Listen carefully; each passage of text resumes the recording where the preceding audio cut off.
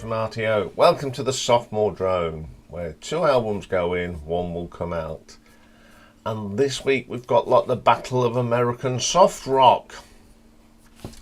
And we've got Bread versus Steely Dan. Bread, of course, fronted by David Gates. Made some great albums, and their second album came out in July of 1970, and it's called On the Waters. David Gates was vocals, guitars, bass and keyboards. James Griffin, vocals, guitar, keyboards and bass. Rob Royer, guitars, bass, keyboards and flute. Mike Botts, drums and percussion. So the first song on the Waters is a track called Why Do You Keep Me Waiting?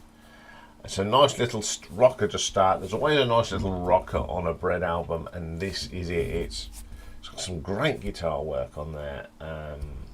Excellent track to open the album. Then we get a classic. It's one of the most popular songs by Bread, written by David Gates, and it's Make It With You. Absolute brilliant. What a great singer and writer David Gates is. Love this track. Lot of the guitar work on that one. Super track. Then we get Blue Satin Pillow, another sort of rocky one. It's got some great harmony singing. Now these guys could sing. You've got the high pitch of David Gates, and on here you've got James Griffiths a little bit lower, and they're sort of harmonising worked so well on that track. Look What You've Done. It's another classic. It's got a nice country feel to it. Love the vocal on this. Super track. Then we get I Am What I Am. This is written by James and Rob, and it's a fantastic song. The vocal on it is great. James sings it. It's a strong track. Another sort of those deep cut tracks on the album. Then we got Been Gone Too Long on the Road. Love this. The acoustic guitar is good, but it's got an excellent guitar solo on it. Now next track is called I Want You With Me. Slower acoustic number with a real nice harmony vocals on it.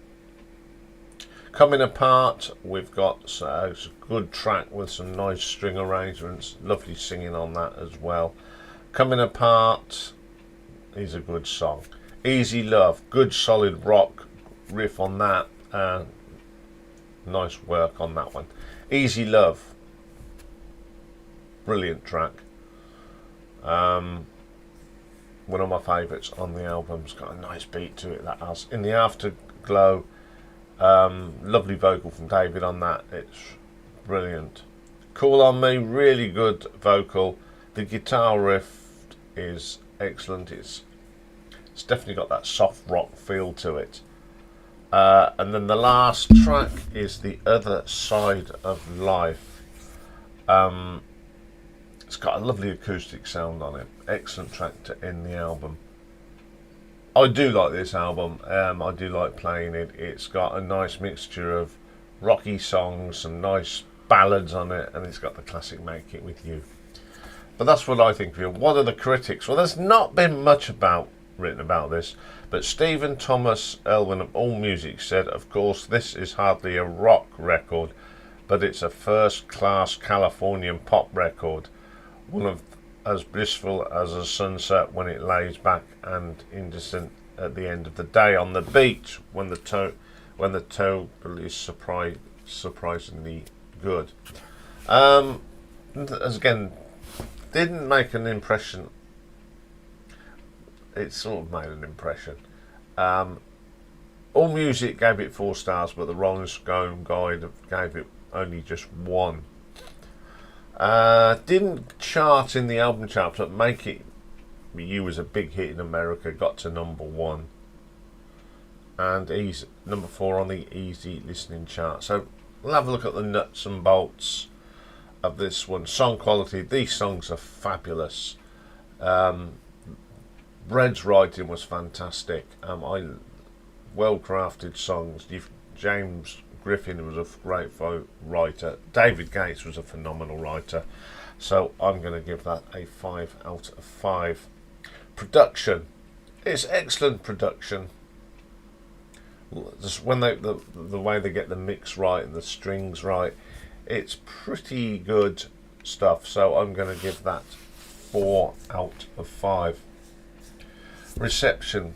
Apart from the #1 single, the album didn't do anything. You know, it's a shame. It didn't chart over here either. Such a shame. So I can only give that a 2. Although they gave her #1 song, you can't. When you've got a whole album, just having a #1 doesn't make it a great reception. It was just one song. Cover design. I do like this cover. It's got the band. It's got On the Water. I like the silhouettes.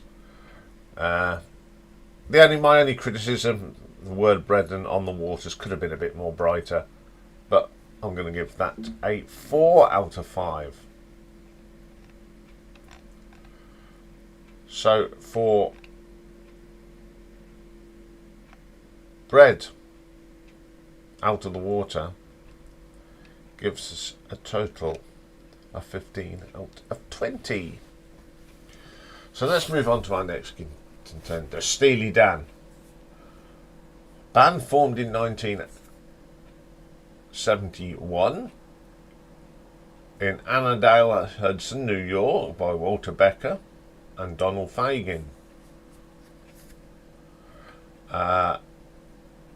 Originally having a traditional band, Becker and Fagen chose to stop performing by the end of 1974. Steely Dan continued as a studio-only duo. So their second album, was Countdown to Ecstasy, which came out in 1973. So you've got on Denny Dias on guitar, Jeff Baxter guitar, pedal steel guitar, Walter Becker electric bass and harmonica and backing vocals, Jim Hotter drums, Donald Fagen piano, electric piano, synthesizer, lead vocals and backing vocals. First track is Boda Vista. Now, I think this is a little bit confusing, especially in the guitar solo. It sounds like you've got 3 people playing the same guitar, and I've never been a fan of that song. I think it is a little not very coherent in places. Okay, Razor Boy, some great harmony vocals on this one. It's a nice run. It's got a nice beat to it. It is a super track. The Boston Rag, one of my favourites because it's got that change of pace with the piano. It's normally done by drums, but it's the piano that sort of controls that tempo. It's got some nice guitar bits on this as well. Your Gold Teeth, I do like the electric piano on here from Donald. His sort of piano playing did sort of have that unique sound to Steely Dan. Excellent track. Then we got my favourite track on this album, Showbiz Kids. The guitar work is absolutely dynamite. It is one of the best tracks on the album. My Old School, another good track. I love the cowbell on it. It's got a groove. Really solid track, that is. Pearl of the Quarter, gentle track here. Some really nice guitar work on that. The singing is absolutely superb. And then we've got King of the World. It's a little bit funky, especially that keyboard. It's got a proper groove. It's a really good track to end the album. A little bit different, but it's a super track to end the album. Okay, this is a pretty good album. I think the first one track is a little bit confusing though. It's a very comfortable album. Very safe, very middle of the road American music, and it's a very good listen. But it's not what I say. It's the reviews of other people. So Reviewing the album in 1973 for Rolling Stone, David Logan said, "While it might follow a formula, the songs do not become redundant or superfluous, and that although the band's playing is hardly unique, their singing occasionally hampered by patiently ridiculous lyrics. They exhibit a control of basic rock format, and that is refreshing, and that bodes with the group's long-term success." Oh, you can't go wrong with that. Robert Christgau made a reference to the studio perfect licks that crackle and buzz when you listen half. Almost makes a change. So let's have a look at the nuts and bolts of it as well. You got All Music gave it 5 out of 5. Chicago Tribune 3.5. Crisco Record Guy gave it an A. Good God, that's a first. Encyclopedia of Popular Music 4. The Great Rock Discography 8. Music Hound 3. Music Story 4. Rolling Stone 5. The Rolling Stone Album Guide 5, and Tom Hull on Web at A-. Got to number 35 in the album charts in America and 49 in Canada. So what are the nuts and bolts of this album? Well, song quality. Some of the lyrics are quite confusing. I think they got better with age. So I'm going to give that 4. Production is fantastic on this. Again, it's got a crisp sound to it, so I'm going to give that a 4. Reception, it went down well. Didn't do anything over here. We weren't really into Steely Dan at the time, but the critics liked it, so I'm going to give that a 4. Cover design. Oh, I don't like this cover at all. It's all very bland. You can't see the figurines. I mean, they're hideous as they are. Yeah, it's not the best cover. The only good thing about it, you can see it's by Steely Dan and it says Countdown to Ecstasy. So I'm going to give that a 2 out of 5. So for Steely Dan, Countdown to Ecstasy gives us a grand total of 14 out of 20. Okay, points it's a win for Bread. So let's have a look before I make my decision. Okay, the production on both albums, I think Steely Dan just edges it.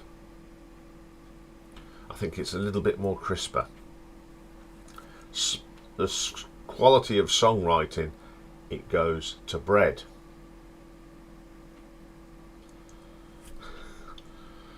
Reception, Steely Dan wins it hands down. Album covers, Bread wins it. So it really does come down to preference. Now, I'm not going to lie, I've always been a big Bread fan, and listening to these 2 albums, I did go in with it with an open mind. But at the end, I think it's down to the songwriting for me. Steely Dan's could be over complex at times. Bread keep it short, simple, and you can relate to it better. So I'm going to go with Bread out on What the Waters today, because I've got more connection with it. It's simple as that. So now it's up to you guys. Now the poll is open on the posts page or the old community, and we'll have a bit of a poll in the live stream tonight, and then next week we'll find out who wins. Okay, that's all for this one. An interesting one. So get voting. So coming up next, it's Pick and Mix, and this week it is a Wander Down the Sidewalk, which means it's the US Top 10 on this day back in 1980, I believe. Yes. So join me for that. Bye for now.